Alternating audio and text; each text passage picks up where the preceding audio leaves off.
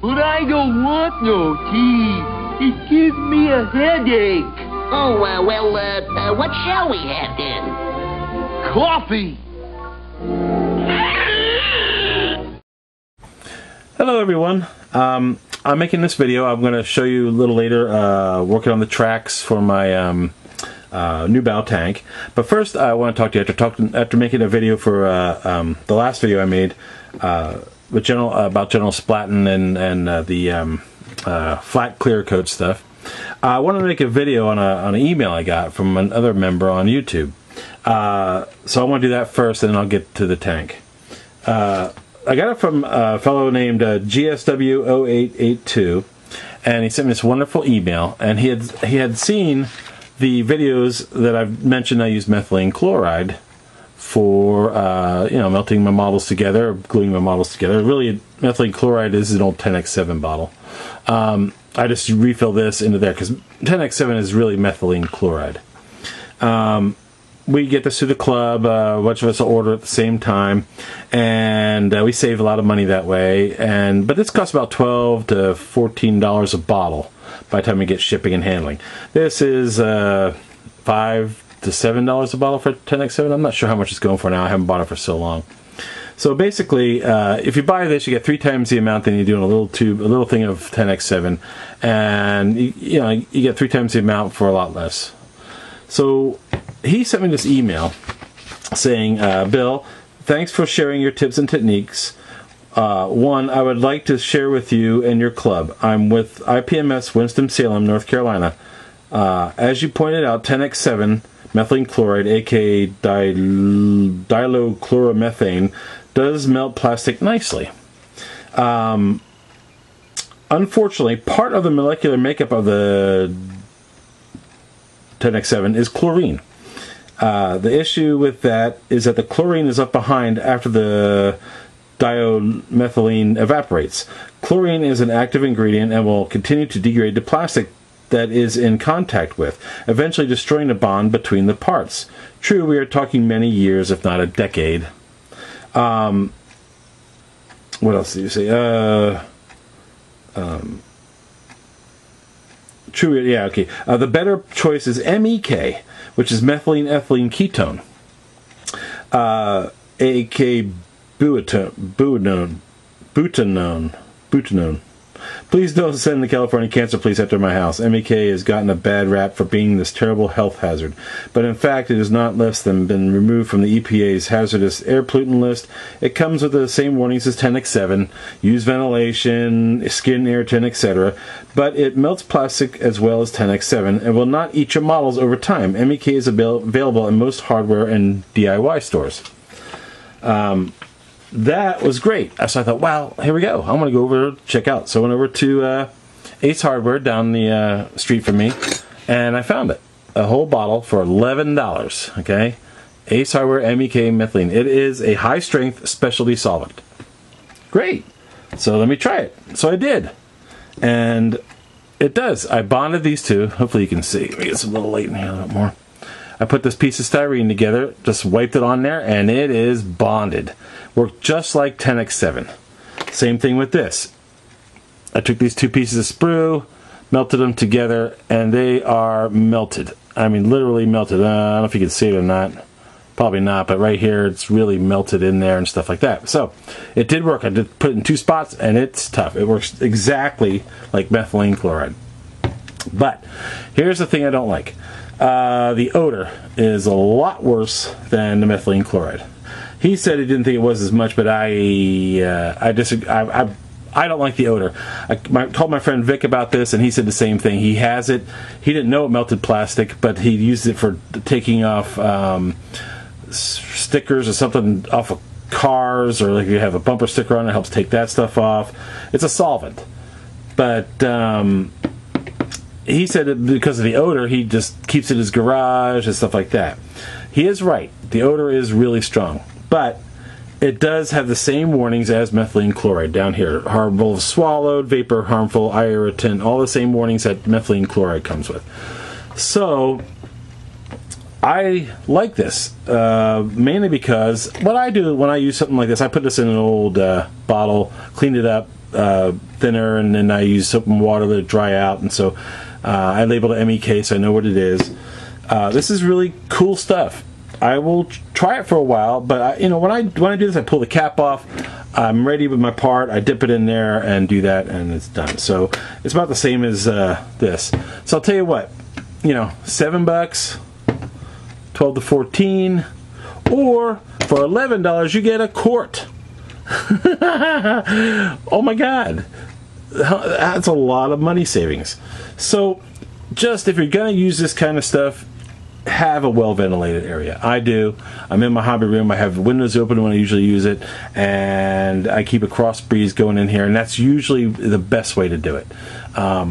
Just be careful. It's up to yourself if you want to try it. I recommend it for myself. If you want to try it, that's great. I have my brushes marked. This one is for my 10x7 or methylene chloride. This one will now be for the MEK. I just keep them separate, do that. So check into a little bit more. Like I said, this really does have a lot more odor. Don't put it around open flame. Same thing with this. This doesn't have as much odor, but I would assume the fumes are still there. So, like any glue, remember when we were growing up using that old snot glue stuff out of the tester's tube? That stuff was nasty. So you have to be careful when you're using this kind of stuff. It's just use your own discretion and be careful. That's it. All right. So there's a money-saving tip if you want to try it. If not, that's fine too. I use all different kinds of glues. I use anywhere from Model Master liquid glue to instant glue, like Gorilla Glue. I use other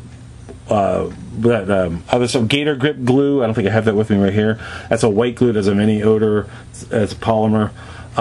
So you have many choices. So pick what you want to do and try it. All right, I'm going to be right back. I'm going to get set up for showing you what I've been doing on the tank. Okay, I'm back. I've taken this track off of this side just to show you guys how to put it on, in case you're interested. This track I already have on. I did this because this is the harder one to put on, so I just want to leave it on here. Basically what I'm going to do is, if you can see, I don't know, you see this little bare spot right here? Okay, there's a bare spot. I cleaned up the tracks. After I spray painted them with my track brown. I use that. It's number 2150 from Model Master. It's track brown. I love it. I use it for all my tracks. They're going to get dirty anyway, but the track brown, I primer them, then I track brown it, and then I could go with any, dirt and stuff like that. It won't make a difference. It basically starts out with track brown. The reason I do all this and I'm going through all this labor and all this hard stuff is because I've seen a lot of guys who build everything, then airbrush it all one color, and then sit there and hand paint the wheels and hand paint the stuff, and oh my God, this tank would be so much of a bird to do all that work. So that's why I'm doing everything individually. As you can see, maybe not, but you can see I've already scribed the paint up here where I'm going to put the fenders in after this is on and dried. So basically what I'm going to do right now is I'm going to pour a little bit of Model Master liquid glue in here. And I'm hoping you get to see it all because my fingers will be in the way probably. Come on, I'm almost out on this thing. I've got extras. Always stuck up on glue. Alright, so basically what it is this is just, I'll pop this loose a little bit right here, okay? You can see, I don't know if you can see it or not, but I popped it away. I sharpen a toothpick. I'm going to take this, I'm going to take just a little bit of Model Master glue, put it right on just the ends here. All I'm trying to do here is just get this snug, and I'll hit it with MEK or methylene chloride later. Okay, so basically I'm going to pop this back on. I'm going to squeeze it up.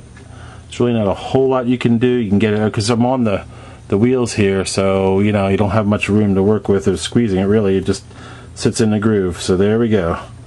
Oops. Let's let that sit for a little while. Now you can see, yeah, oh my gosh, Bill, you got a little bit of color missing now. Well, I'll just touch it up with track brown later on. It's no big deal. So I'll let that sit for a little while. In the meantime, let's see if you can see it or not. Okay, so no big deal. That later on will be touched up with a little bit of MEK, and that'll help weld it together a little bit more. And then I'll go ahead and touch it up with a paintbrush, just a little bit right there. I like it on the ends here because they can meet up here exactly. I don't have to worry about holding anything, and it meets up very, very well. Alright, so let me show you how to put the track on. You know, I showed you before in the last video, or one of the videos, that I put this all together with Model Master glue. Let it sit. Then I put 10x7 or methylene chloride on each little link to help hold together. Then I just didn't glue the ends here around the sprocket. And I have enough play. See all the play I have? So it's really easy to put on. Well, not easy, but it's not that bad. Basically what I'm going to do is I'm going to put it on here very gently. Spread it out a little bit. Hope you can see. I'm going to put it over here, put it on the top sprocket here. Okay. I'm going to lay it down right here. See how that fits right on? And I'm going to pull this over here. Match all the lines. Here comes the fun part though. Even though you've done all this work, you still got to make this meet up. So here we go. There we go, and boom, there we go. Okay, right on. Now you can see, here's the thing I have with doing this is I have a little bit of, well, most German tanks have a little bit of wave to it on their tracks. They're a little loose. This one I had just a little bit. Now you could have added another link and made it even more, but I was afraid that the teeth would be grinding up against here. I don't know how much the slack on these things were. I don't think there's a whole lot because you had a tensioning bar, a tensioning wheel right here. So I don't think there's a whole lot of slack on this thing. Some German tanks, of course, have a lot, like Tigers and Panthers, like that, have a whole lot of sag, which is fine. It's just that sometimes you may want, if you want a little extra sag, put an extra link on. Sometimes when you put 10x7 or methylene chloride on these, it's weird. Overnight, they tend to tighten up a little bit. It's really weird. So if you have a lot of sag, it'll be a little less. I didn't have a whole lot of sag on this, and it still tightened up a little bit overnight. It's kind of strange how that works, or at least for me. But anyway, I'm going to do this real quick. And let me put a little bit of Model Master glue right here. On all the bare parts. Like I said, I took these earlier. I took these track links earlier, and I scraped off all of the paint that got on the end pieces here. And now, with them scraped off, the glue will fit a lot better. So here we go. Stick it up on there and hold it. And that's all you have to do.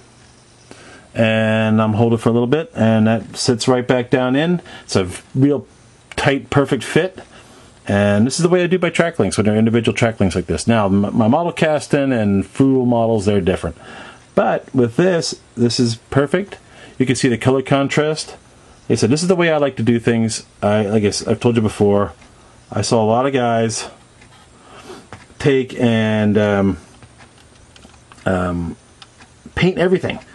No matter what tank it is, they sit there, they paint everything, and I don't know how they do it. I personally, I'm like, wow, I really envy them. And you can sit there and spray it all the tank gray, and then come in and paint individually, and that's I know my way is a lot of work, but their way is too. There's no way around it. Everybody has their own technique. I just like doing it this way. That's all.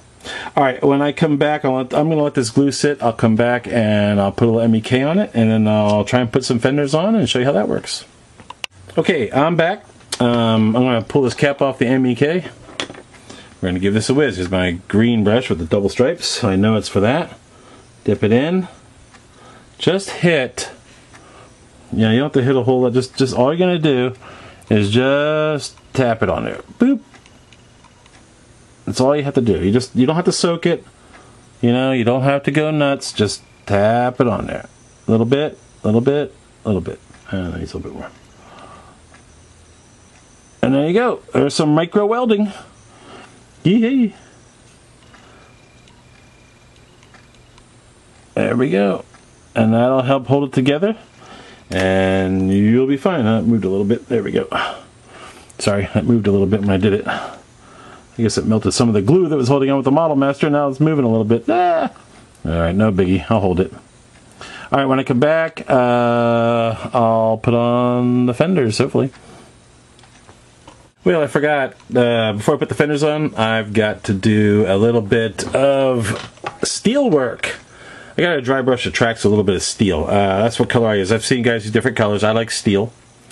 And I just dry brush it on the tracks, here and there. Don't go nuts. You can't, mainly your wear is going to be on the top of the tracks. You'll probably have some on the horns down here and everything else, so I'll probably touch them up and stuff like that maybe tonight, maybe. It's kind of hard to do this and show you at the same time, but basically I use steel. I just dry brush it, so I've got a brush here. It's a filbert, and I use filberts for doing dry brushing. They have some you can buy for real expensive through Micromark, and those guys are like, man, that's like 30 bucks or something like that, 25 bucks. I'm like, I'll use filberts, they work just as fine. I got them through Blick, Art Supply. Alright, so basically what we're going to do, let me back it up a little bit. Basically what we're going to do is, I shook this up already. We're going to pop the cap. Going to dip the brush in there just lightly. Hit it off. And now silver and this kind of thing and steel goes a long way. You really have to be super dry because you don't want to get it all over everything. Alright, so here we go. Just basically, just brush it lightly on the top. You don't need a whole lot. It doesn't take much, you know. Some guys like more steel than others. I tend to, you know, go okay on it, you know. But basically just take it, hit the tops of these sprockets here, and hit this lightly wherever you want. Oops, sorry, I'm not showing you, am I? Let me get some more paint. Do some more dry brushing. I forget, I gotta look at the camera while I'm doing it to show you. It's really no big. I think we've all done this, or a lot of guys have done this. If you haven't, well, now you're seeing it. Just lightly go over it. See how it brings out certain areas. You don't have to be all over the place. Just hit it here and there. You know, it's not perfect. It's a tank. You know, hit on the side a little bit here, not a whole lot. You know, oops, so let me come down a little bit for you. Yeah, raise those little bit of detail that's on them. You can also get here on the back sprocket right here, hit that lightly, because you got to figure. I'll get to this even more when I'm off the camera, because I could do it a lot easier.